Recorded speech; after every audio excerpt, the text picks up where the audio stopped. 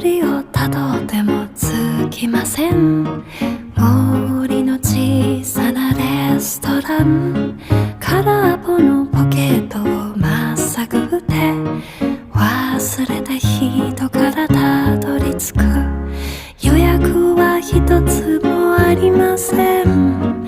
森の小さなレストラン、空席だらけのランチ時、小鳥がパタパタ笑ってる。チュルチュンチュンチュンチュンチュンチュルチュン、チュルチュンチュンチュン